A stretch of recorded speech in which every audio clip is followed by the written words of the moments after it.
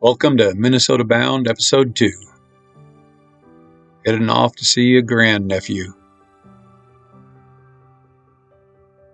This part of the trip, we're going through Idaho and Montana. Idaho's a beautiful state. I love the northern panhandle. We've been through it several times before.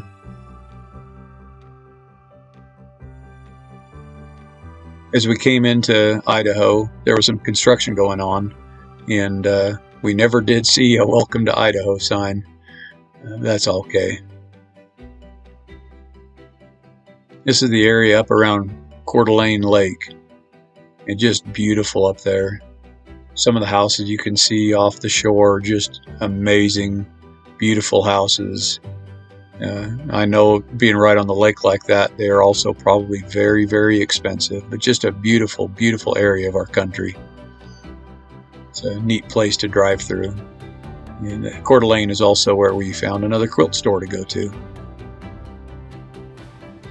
Wallace, Idaho is a fun little town. We've actually stopped there more than once and stayed in hotels downtown before. It's a quirky little town. It's got a lot of history.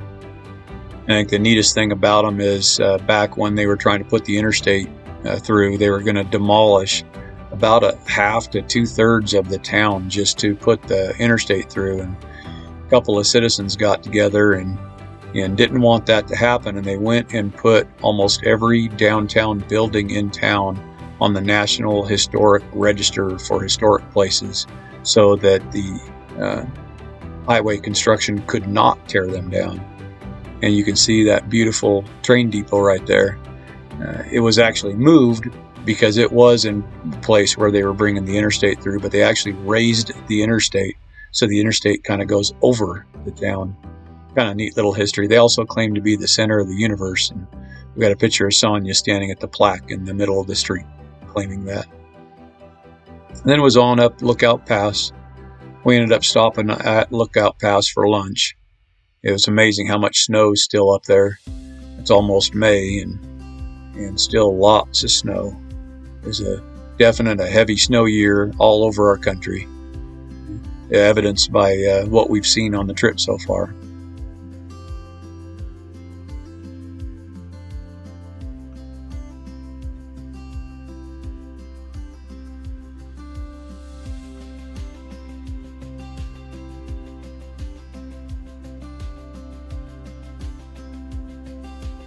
Yeah, this type of terrain has always been kind of part and parcel to me. I love the mountains. I love the trees.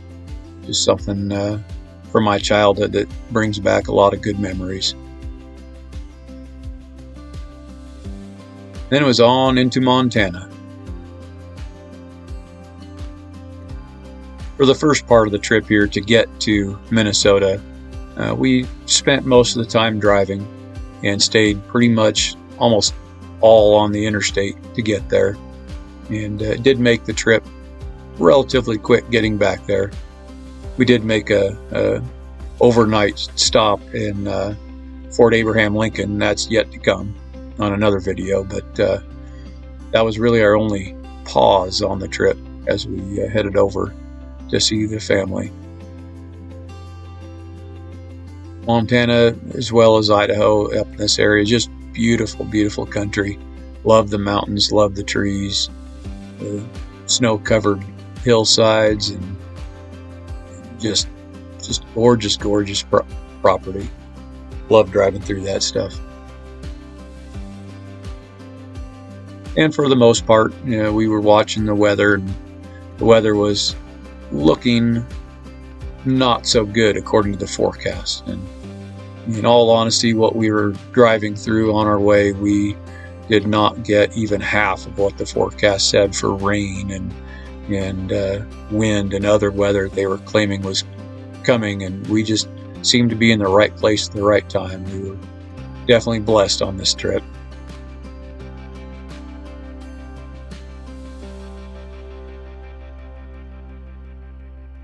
C Sharp's Arms, Big Timber, Montana. If you look for an American-made Sharp's replica rifle, there are two companies you will see, C Sharp's Arms and Shiloh. The interesting fact about those two companies, they are both in Big Timber, Montana. And standing in the front yard of either business, you can look down the street and see the other one. Kind of a quirky little history there.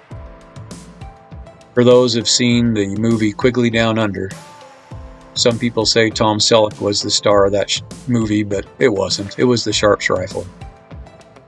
He carried a 45 110 model 1874 Sharps rifle.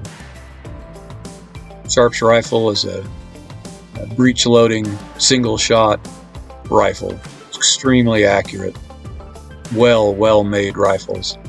They were also a very common rifle used during the buffalo hunting back in the late 1800s.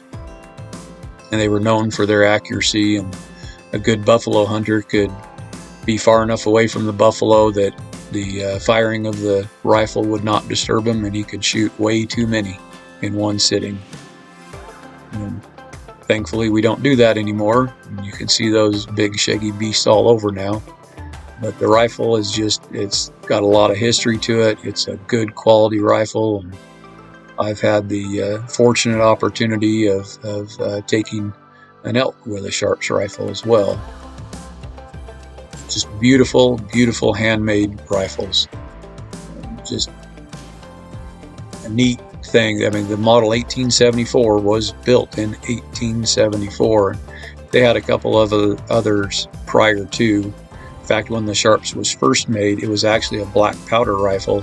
It was not a cartridge rifle. That is an advancement that they had with it as the years went by. And the 1874 had double set triggers, which means you have one trigger that's a heavy trigger, or you have a set trigger. And if you pull that set trigger, your main trigger becomes a hair trigger, and it's for accuracy. And it is hair trigger. You don't want to touch that trigger until you're ready to fire. It's that sensitive. And we talked to the folks there, and they were allowed us to come out and back and see the actual shops where they work.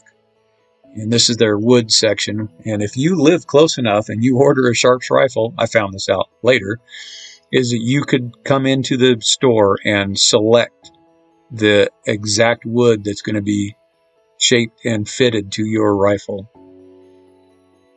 It was really neat going back in the back and seeing the processes. And this is a CNC machine. And what it does is it takes solid block, like what you see there, and when it comes out of that machine, it's the main receiver. It still needs finishing work, but the main machining is done on that. And then they have other machines to do finer detail work or work on other parts like the trigger guard and the breech block. I mean, they have the tools there. They buy the rough barrels from another company, but all the finishing, like if you want a full octagon barrel or half octagon barrel, they do all that shaping in-house. If you want the German silver Schnauffelkopf fore-end, that's something they do in-house. This is the wood after it's been shaped, it's been oiled, and it's drying in the rack. They build their own screws in-house. I mean, all the finishing details done in-house. It's just amazing the handcrafted just quality of these rifles. It's just amazing. And just to think that there's people working on specific little parts and then hand fitting them to the main receiver or to the buttstock or to whatever part they're working on, and they have the expertise to do that. The gal that was walking us through, showing us all this, was saying that they just lost their main woodworker of 25 plus years with the company. He finally retired, and just that type of expertise and knowledge that goes into making these firearms, just amazing. Just beautiful firearms. We thoroughly enjoyed our walk around C Sharps Arms, and if you're a fan of the Old West or a fan of Quigley Down Under, get a hold of the company. They'll probably make you one if you want. Thanks a lot for coming along. We'll see you on the next adventure.